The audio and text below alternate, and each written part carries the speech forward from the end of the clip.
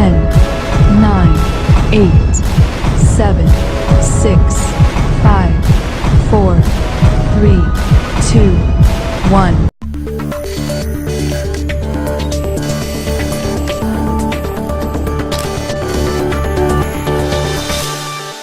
Audio Jungle.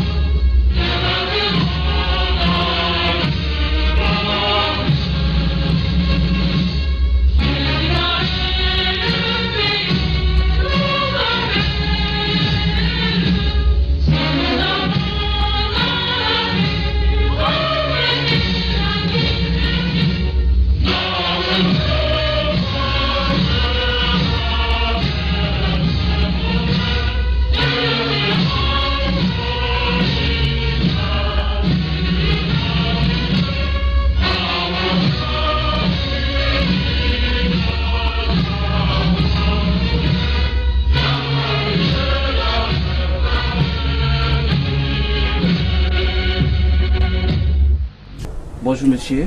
Bonjour monsieur. Veuillez vous présenter au grand public s'il vous plaît. Je me nomme Kradié Serge Pacom. Pour les intimes, je suis Serge Kradié, ivoirien d'origine. Monsieur Serge Kradié, pourquoi le choix de la Bidjanaise, hymne national de la Côte d'Ivoire comme générique pour introduire cette interview?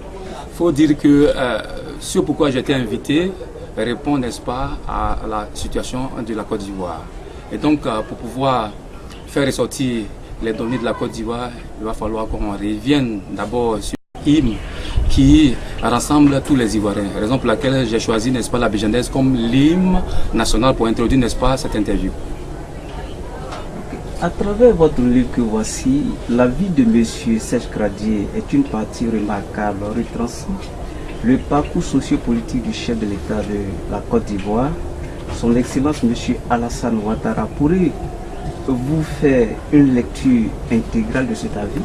Avec plaisir. Ivoirienne, Ivoirien, la case du président Alassane Ouattara, qui se veut émergent, avance, est le titre de mon livre et sous un nouveau concept littéraire que j'ai baptisé photo-récit. Il rassemble des photos, des récits succincts et thématiques, là où peu de personnages sont mis en action. Je l'ai écrit pour attirer l'attention de tous sur le bien fondé de la politique de l'émergence du président Alassane Ouattara et de ses collaborateurs. Il est impératif de faire usage des droits et devoirs de la citoyenne et du citoyen. Cela fait appel à une noble motivation sous les bases de mon avis ainsi libellé. Devant Dieu ou Allah, la terre, les femmes et les hommes. Le livre La case du président Alassane Ouattara, qui se veut émergent, avance, devait être illico édité, livre et réalisé, sketch, film télévisé, cinématographique, documentaire et pièces théâtrales. Une caravane assez médiatisée devrait en faire la propagande.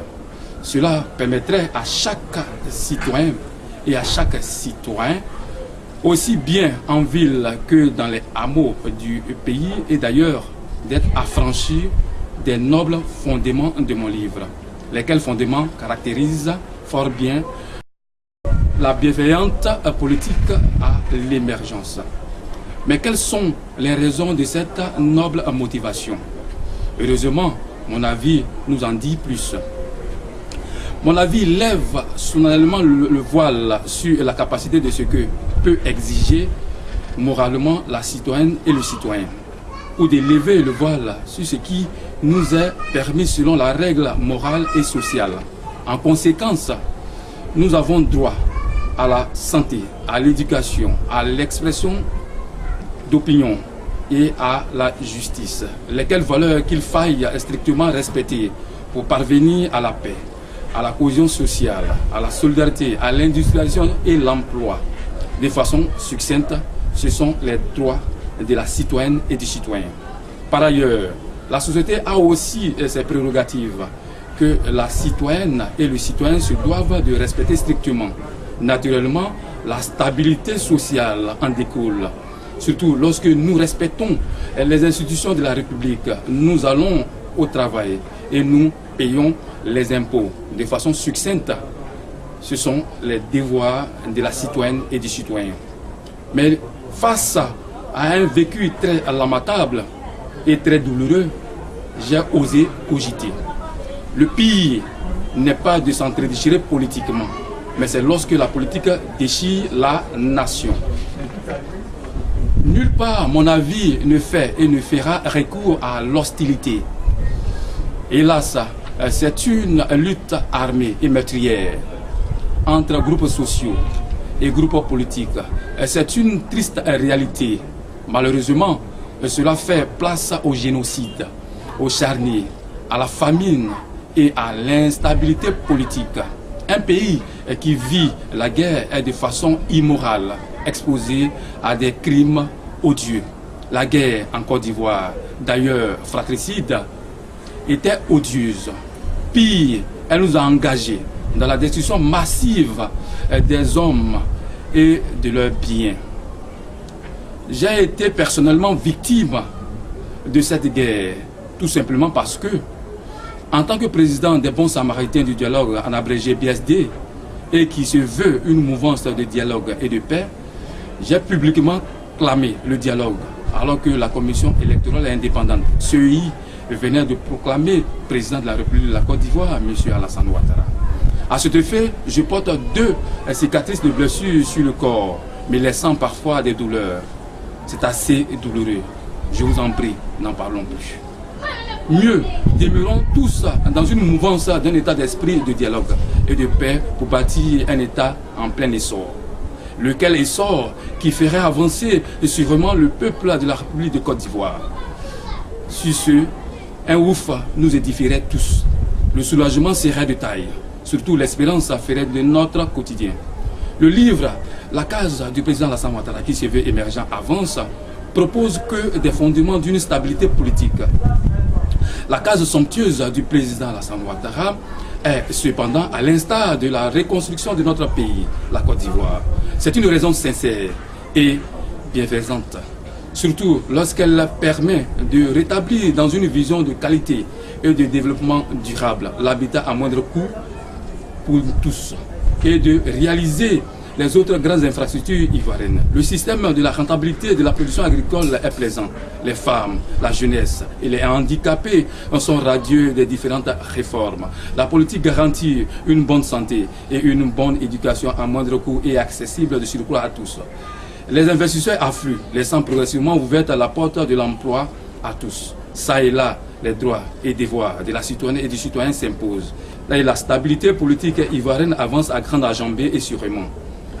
Le programme présidentiel urgent, PPU, est à la portée de tous pour un quotidien rayonnant de l'Ivoirien et de l'Ivoirienne nouveau. C'est donc une histoire où nos priorités transcendent nos déboires. C'est une réelle responsabilité de chacun de nous, dans l'intérêt supérieur de la nation, de renforcer les institutions pour la paix et la bonne gouvernance, de transformer notre économie, d'améliorer nos conditions de vie et pérenniser la promotion de la femme et de la jeunesse. Réellement, la Côte d'Ivoire sort de cendres pour accéder à la première place. C'est désormais une Côte d'Ivoire moderne. C'est une nation excellente, voire victorieuse. Et nous ne pouvons que croire. Rester unis, rester disciplinés, rester davantage au travail. Le président Alassane Ouattara ne manque d'y croire davantage. Lui-même en donne les bases à travers son remarquable poème « Je crois ». Et c'est un poème assez majestueux et réellement plein d'espoir, lequel en est libellé. Je crois en Dieu. Je suis musulman pratiquant et je respecte les autres religions car je suis pour la liberté de culte. D'ailleurs, mon épouse et mes enfants sont chrétiens. Je crois en la démocratie qui permet à chaque citoyen de s'exprimer librement, quelle que soit sa condition sociale, et de participer effectivement à la vie politique de son pays. Je crois au libéralisme économique à visage humain qui permet à la force créative et à l'esprit d'entrepreneuriat de s'exprimer dans un environnement où l'homme est au service du progrès. Je crois au travail et au mérite qui permettent à chaque citoyen d'exister socialement et de s'épanouir. Je crois en la compétence de mes compatriotes qui représentent une richesse inestimable pour le développement économique et culturel de la Côte d'Ivoire. Je crois au rayonnement de la Côte d'Ivoire que je m'engage à réinstaurer afin d'honorer l'œuvre du président Félix Houphouët-Boigny, le père fondateur de la nation. Les félicitations sont adressées à tous. Infiniment merci au petit-fils de Sékou Ouattara, fondateur de l'Empire du Congo au début du XVIIe siècle. Mon petit-fils, Alassane Ouattara, est un enfant prodige dont la destinée est parsemée de prestige profitable au peuple, voire à la nation. Aurait profité le grand-père Sékou Ouattara. Ce petit-fils est Alassane Ouattara. Il naquit le 1er janvier 1942 à Timbuktu, en Côte d'Ivoire. Son père, Dramane Ouattara, fut originaire de Congo, au nord-est de la Côte d'Ivoire, et sa mère, Nambitou Cissé, originaire de Béléban, à Odiné, au nord-ouest de la Côte d'Ivoire. Très vite devenu un élève studieux et brillant, Alassane Ouattara obtint en 1962 le baccalauréat série mathématiques élémentaires, puis il bénéficia d'une bourse américaine. À la fin de ses études universitaires de Pennsylvanie à Philadelphie aux États-Unis d'Amérique, USA, il obtint en 1972 un PhD en sciences économiques relatif à un doctorat d'État en sciences économiques. Avec des compétences professionnelles remarquables, il intégra en 1973 la Banque centrale des États de l'Afrique de l'Ouest, BCAO, et y devint le directeur des études et conseiller spécial du gouverneur. En 1982, il y devint le vice-gouverneur. En novembre 1994, il retourna au Fonds monétaire international, FMI, et occupa le poste de directeur du département Afrique. Avec ce poste, il finit par remplir en son carnet d'adresses des contacts des chefs d'État africains et de leurs gouvernements respectifs et du reste du monde. En 1988, Alassane Ouattara devint le gouverneur de la BCAO en lieu et place de son défunt patron et talentueux économiste Abdoulaye Fatiga.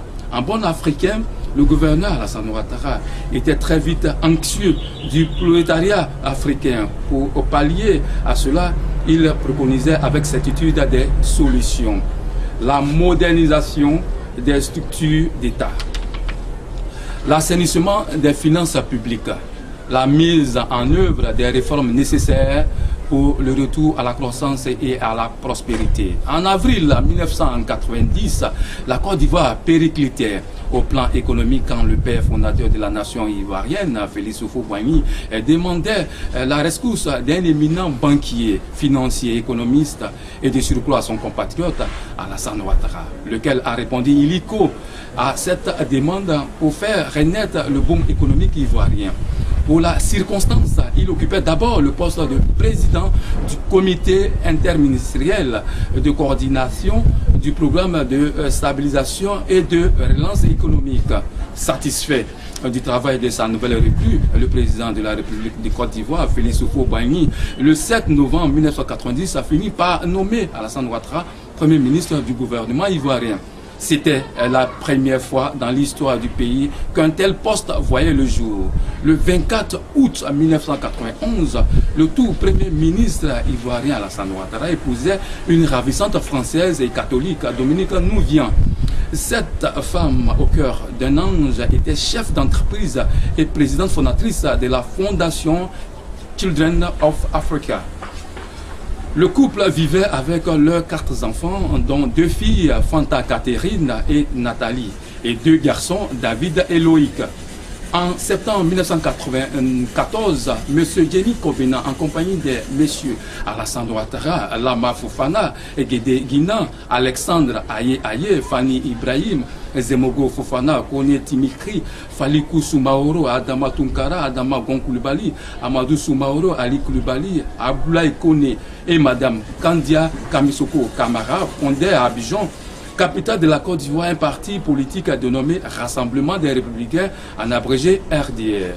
Le 1er août 1999, à l'issue d'un giga congrès extraordinaire du RDA à Abidjan, le Premier ministre Alassane Ouattara est élu président du parti et candidat aux élections présidentielles.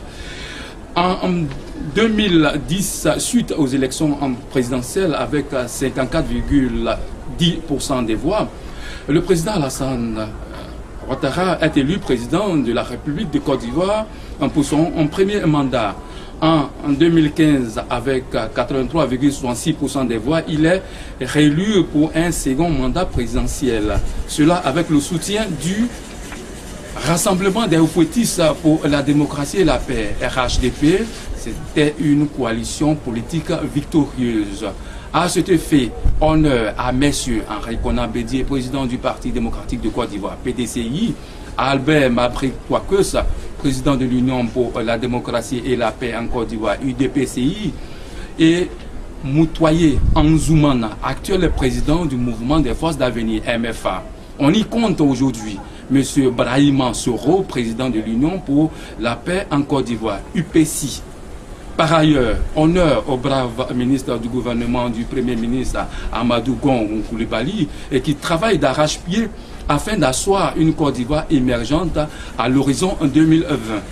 Honneur à tous les présidents des institutions, aux ambassadeurs, aux industriels, aux investisseurs, aux patrons d'entreprises, aux partis politiques de l'opposition, aux députés, aux maires, aux gouverneurs, aux conseillers généraux, à l'armée en général, à tous les fonctionnaires du public et du privé, aux entrepreneurs, aux agriculteurs, aux élèves étudiants, aux fédérations, aux associations, aux organisations, aux organismes, aux religions, aux femmes, aux handicapés et à la jeunesse qui œuvrent pour une Côte d'Ivoire émergente. Honneur à tous ces disparus dont le destin a voulu loin de nous. Tous ces honneurs afin de restaurer notre ambition commune, l'émergence des Ivoiriens et des Ivoiriennes. Pour preuve, mon impression slogan en est libellé. Qui se veut émergent avance.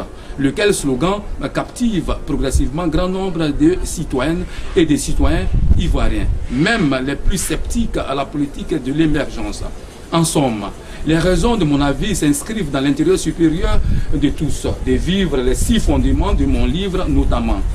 Le fondement de la cohésion sociale mis en scène dans le premier récit intitulé Le Père Adolphe. Le fondement de la réconciliation mis en scène dans le second récit intitulé La ravissante Chirano Rao. Le fondement de la sécurité dans le troisième récit intitulé Le commissaire Ambaki.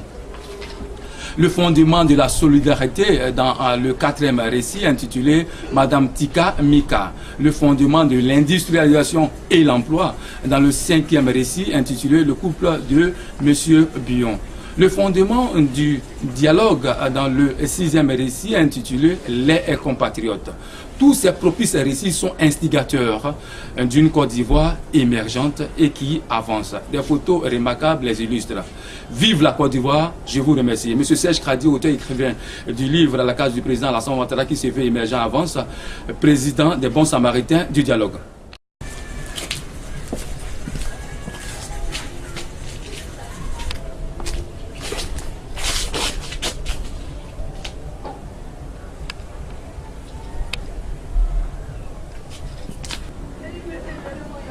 Monsieur Serge Gradier, c'est cela? Tout à fait.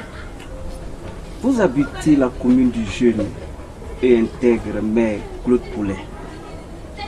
Mais votre livre dénonce les malversations répétées des agents véreux du service technique de connivence avec un malhonnête, dont le comportement vise à accroître ses avoirs en occupant illégalement le lot des veuves impuissantes et en sanglots. Qu'en est-il exactement? Il faut dire que c'est une situation déplorable. Je n'arrive pas à comprendre le fait qu'un maire qui soit quand même intègre et qui, à travers sa responsabilité d'homme juste, draine derrière lui des électeurs en grand nombre.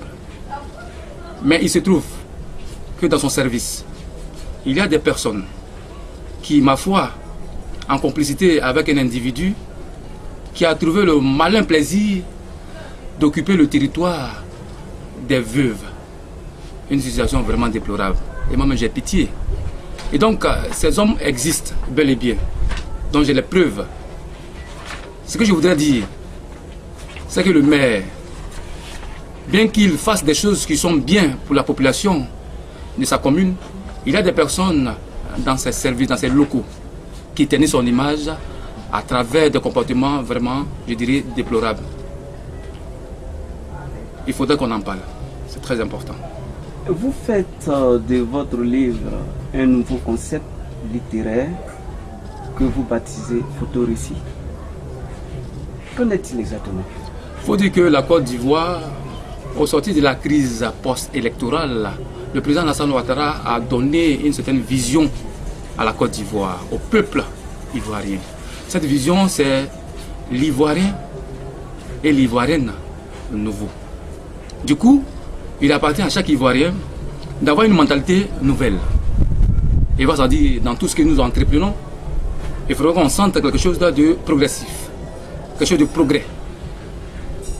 Serge Gradier que je suis a décidé de faire sortir un nouveau concept littéraire pour apporter un changement dans la vision littéraire des Ivoiriens et des Ivoiriennes. D'où, n'est-ce pas, la création d'un nouveau concept littéraire que j'ai baptisé photorécit. À quel besoin répond votre préoccupation disant que votre livre doit faire l'objet de films, de sketchs et de pièces théâtrales? Il faut dire que dans une société, il y a des personnes qui ont eu la chance d'aller à l'école. Contrairement à cela, il y a des personnes qui n'ont pas eu la chance d'aller à l'école. Donc, à travers un support écrit, qui est un livre, celui qui est allé à l'école arrive à percevoir le message qui est lancé, balancé, ou sinon écrit. Mais celui qui n'est pas allé à l'école ne pourra pas lire le livre comme le lit celui qui est lettré. Du coup, il appartient aussi à nous qui écrivons ou qui produisons certaines choses de permettre à certaines personnes qui ne sont pas allées à l'école de pouvoir percevoir quand même le message que nous véhiculons.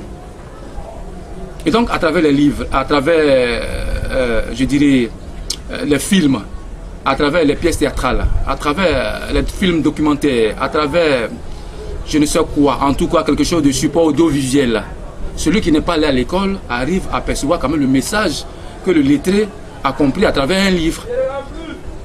Donc, c'est une motivation pour moi pour dire nul ne doit être exclu dans cette société dans laquelle nous sommes. Parce que le président Alassane lui-même l'a dit. On sera tous au même diapason. Donc celui qui est allé à l'école, qui arrive à déchiffrer un message à travers un bouquin, il faudrait que celui qui ne soit pas allé à l'école arrive à la même enseigne à déchiffrer, n'est-ce pas, ce même message à travers un support audiovisuel. Et ce support audiovisuel, c'est la télévision, c'est les films documentaires, c'est des pièces théâtrales, etc., etc. C'est pour ça que j'ai évoqué cela, pour que personne ne soit exclu dans cette Côte d'Ivoire dans laquelle nous sommes. En Côte d'Ivoire, à l'issue de la crise post-électorale, des victimes de guerre auraient été indemnisées.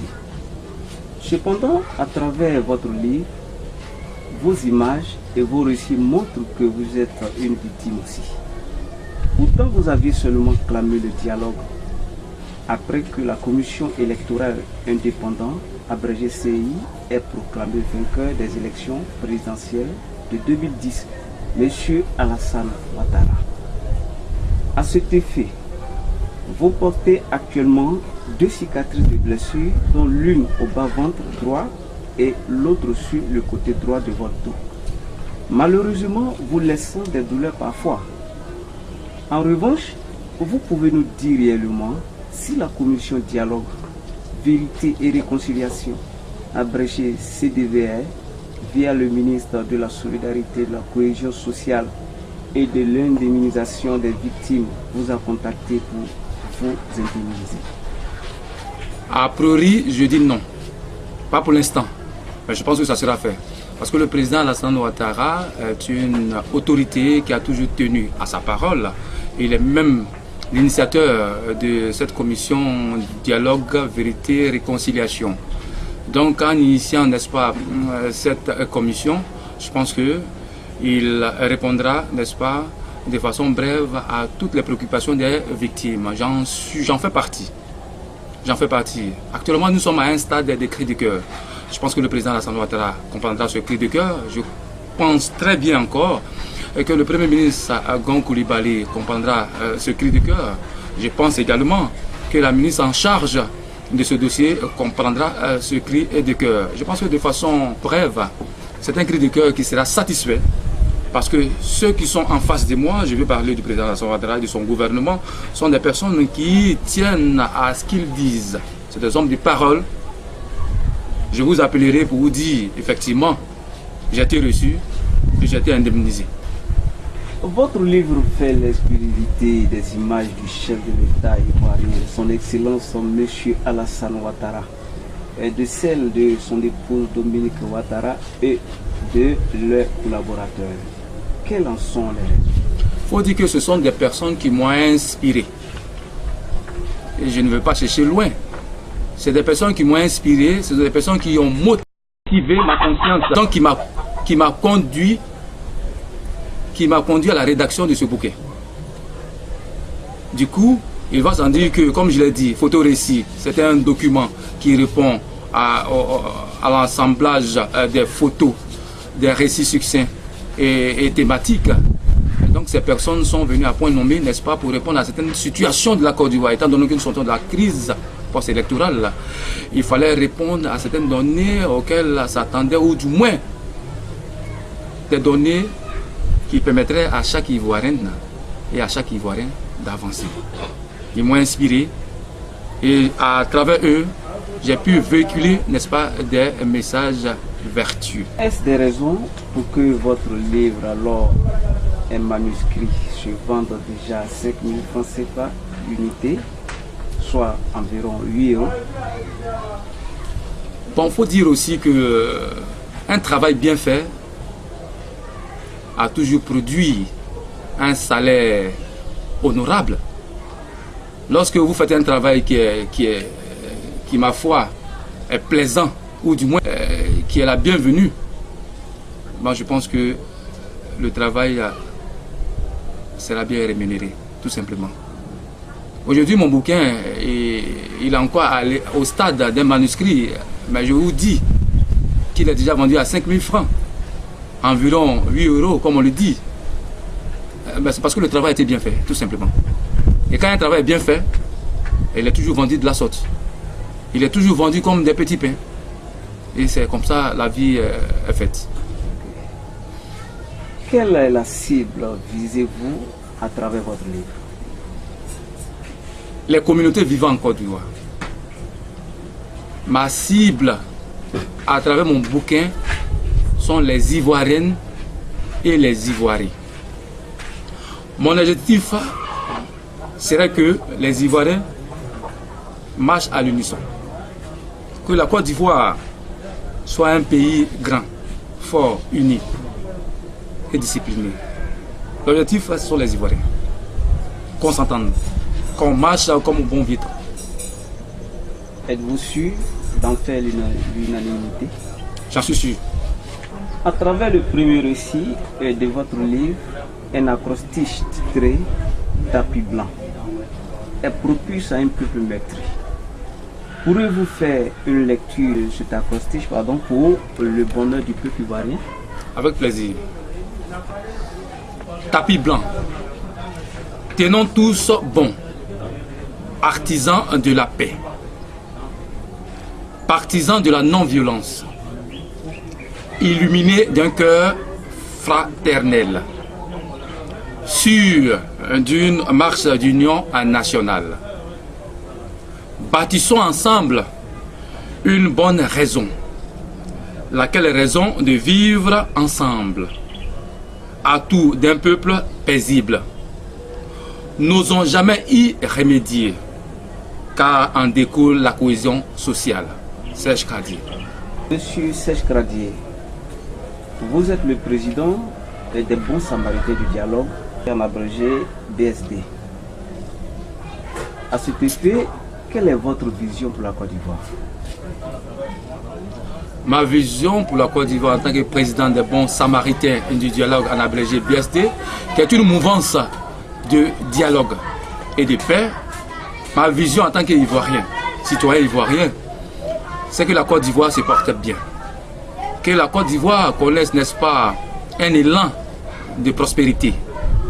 Que ma Côte d'Ivoire soit un pays où les Ivoiriennes et les Ivoiriens soient en parfaite harmonie. Telle est ma vision. Votre livre présente des photos des personnalités ivoiriennes, lesquelles illuminent des personnages radieux et les thèmes propices à travers des récits intéressants. Quel commentaire en faites-vous? Comme je l'avais dit tantôt, les photos qui illuminent, n'est-ce pas, mon bouquin représentent des personnes qui m'ont inspiré. Lorsque vous prenez le bouquin, à travers la première image, vous verrez le président Alassane Ouattara, qui a été une inspiration forte dans la rédaction de cet ouvrage. Le président Alassane Ouattara accompagne un thème qui est la cohésion sociale, qui est dans le premier récit, intitulé Le Père Adolphe. Le second récit, c'est son épouse, Madame Dominique Ouattara, qui exhume un thème qui est la réconciliation nationale. Et le titre, c'est la ravissante Chiranoro. Le troisième, c'est le ministre d'État, M. Ahmed Bakayoko, qui m'a beaucoup inspiré dans une situation de sécurité nationale de la Côte d'Ivoire. Le titre, c'est le commissaire Mbaki. Le quatrième, c'est la ministre Anou Leto, qui m'a inspiré aussi sur un thème qui est la solidarité. Le cinquième, c'est le ministre Jean-Luc Bion, qui m'a inspiré aussi sur le thème de l'industrialisation et l'emploi. Le sixième récit, c'est un assemblage du président de la République et de la Côte d'Ivoire, son Excellence M. Alassane Ouattara, le président de l'Assemblée nationale, honorable Soro Guillaume, et votre serviteur écrivain, Serge Kradié, qui ressortent un thème qui est le dialogue. Tout ça pour dire que la Côte d'Ivoire a besoin de certains facteurs qui constituent le fondement de mon ouvrage. Je vais parler de la cohésion sociale, je vais parler de la réconciliation, je vais parler de la sécurité, je vais parler de la solidarité, je vais parler de l'industrialisation et l'emploi, je vais parler du dialogue, des valeurs, des fondements dont a besoin la Côte d'Ivoire pour se tenir debout et avancer. À travers votre livre, votre pensée est ainsi libellée. Le pays n'est pas de s'entre-déchirer politiquement, comme vous avez dit tout à l'heure dans votre livre, mais c'est lorsque la politique déchire le pays. Oui, effectivement, c'est une pensée. Qu'en pensez-vous? Oui, c'est une pensée qui m'a beaucoup fasciné moi-même et qui fascine aussi ceux qui ont eu, n'est-ce pas, cette chance de disposer de mon bouquin qui est actuellement à un stade de manuscrit. Le pire, et ça c'est la pensée, hein, j'ai dit, après la crise ivoirienne, j'ai dit, j'ai osé cogiter. Voilà, j'ai osé cogiter. C'est une pensée que je ressens qui m'a beaucoup plu, même qui m'a fasciné. Le pire n'est pas de s'entre-déchirer politiquement, mais c'est lorsque la politique déchire la nation. Tout simplement. La Côte d'Ivoire doit avancer des débats politiques et non des mentalités qui vont endeuiller la Côte d'Ivoire. Je veux dire par là qu'il serait intéressant que nous restons dans les débats politiques, tout simplement. Et de rester là à penser que bon ben, je vais prendre des armes pour faire ceci, cela, et sous le couvert de la politique. Ce sont des comportements, je dirais, archaïques. Ce sont des comportements de court en quitté. Nous ne sommes pas à cette étape-là. Voilà. Nous sommes à une époque moderne, à une ère de civilisation à laquelle répond le président Alassane Ouattara. Et étant donné que c'est le président de la République de la Côte d'Ivoire, les Ivoiriens doivent marcher en fonction de sa vision. Cette vision qui est de faire les débats politiques. Et le reste, on s'en tape. À l'issue de cette pensée, quels sont vos conseils en 2020 lors des élections présidentielles en Côte d'Ivoire?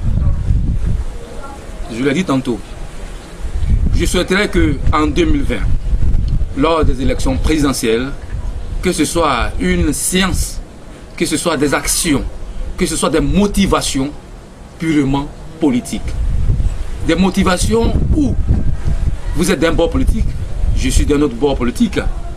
Quand nous rencontrons certains débats d'idées, de programmes de gouvernement, de programmes municipaux, de programmes pour pouvoir avancer et non de s'entre-déchirer ou de faire des réunions nocturnes pour pouvoir assassiner telle personne, pour pouvoir éliminer telle personne. Non, nous ne sommes plus à cette étape. Notre étape à laquelle nous appartenons, c'est une étape de débat intellectuel. Pas forcément intellectuel, mais en tout cas des débats qui vont faire avancer la Côte d'Ivoire. Chacun de nous donne sa petite idée et puis nous avançons. En 2020, c'est mon souhait que la Côte d'Ivoire soit basée sur la question ou du moins sur la raison du raisonnement pour avancer. Pas de querelle, pas de pugilat, pas de bagarre, pas de violence, pas de sauvagerie. La Côte d'Ivoire doit avancer parce que la Côte d'Ivoire est civilisée. C'est ma vision pour l'an 2020. Monsieur Chescradier, par ailleurs, lors de l'élection présidentielle en France, opposant Mme Marine Le Pen à M. Emmanuel Macron, vous aurez réconcilié en Côte d'Ivoire deux couples français de bords politiques différents. En reconnaissance et à l'issue de la victoire de M. Emmanuel Macron, ces couples français vous aurez affectueusement surnommé M. le conseiller réconciliateur. Est-ce vrai ou faux? Vrai. C'est vrai parce que aujourd'hui j'en ris parce que je ne sais pas comment vous avez fait pour avoir cette nouvelle. Je ne sais pas parce que les journalistes, vous, on ne sait pas comment vous faites pour pouvoir avoir certaines informations sur des choses que nous pensons être voilées. Effectivement, c'est vrai, cette situation s'est déroulée. L'objectif, ce n'était pas de me jouer les réconciliateurs, c'était juste pour faire comprendre à ces couples français, ces deux couples. L'autre était pour Marine Le Pen et l'autre était pour Macron. Bon ben, vous savez, ce sont des hommes civilisés. Hein? Quand je leur ai dit, bon ben, il ne serait pas intéressant que vous vous chamaillez dans la rue, étant donné que vous êtes des blancs, nous on vous regarde. Il serait intéressant que vous compreniez. Le plus fort ou le plus convaincant va l'emporter en France. Donc ce que vous faites ici, bon, ça n'a pas trop de sens. Les gens vous regardent, on se comporte en humain. Et puis bon ben, plus tard, quand le président Emmanuel Macron a pris le pouvoir, c'est vrai, nous sommes rencontrés encore, on a échangé. Et puis bon ben, nous sommes restés en de bons termes. Voilà. Le grand amour rassembleur est l'une de vos expressions dans votre livre. Et c'est sûr, ferait de vous, monsieur le conseiller réconciliateur, près le peuple ivoirien. Cependant, êtes-vous prêt à réconcilier toutes les communautés qui vivent en Côte d'Ivoire si l'État ivoirien vous le demande? Merci pour la question. Sur ce, je dis que j'attends le mot d'ordre du président Alassane Ouattara, du Premier ministre M. Gon Coulibaly. Je suis prêt à tenir ce fardeau histoire de réconcilier quasiment tous les Ivoiriens. Le problème est très simple, c'est de les approcher et de les écouter. Vous savez, la communication est un facteur très important dans la vie. C'est pour ça que nous sommes différents des animaux. L'homme doit échanger avec son prochain, comprendre ses préoccupations et essayer de l'aider si on peut. Les Ivoiriens attendent beaucoup. Et donc, si le président Alassane Ouattara me dit, M. Serge Kradié, je vous confie cette tâche de la commission Dialogue, Vérité et Réconciliation, je vous dis et je vous promets que je ferai en sorte, parce que je connais le mal des Ivoiriens, je ferai en sorte que les Ivoiriens soient réconciliés. Donc m'appeler monsieur, ou du moins me surnommer monsieur le conseiller réconciliateur. Bon ben, c'est vrai, c'est le couple français qui l'a dit. Bon, vous savez, les Français, ils ne disent pas des choses au hasard. Quand ils le disent avec la mesure des mots et du comportement. Donc s'ils m'ont attribué ce surnom, monsieur le conseiller réconciliateur, je pense bien être susceptible de mener à bien cette tâche. Ce qu'il manque, c'est que les autorités me fassent confiance et me disent, eh bien, chers compatriotes, désormais, tu as cette louchage, amène-nous, ou du moins, ensemble, contribuons sur le fait que les Ivoiriens soient unis. Unis. Merci, monsieur Serge Kradié. Voilà, ok.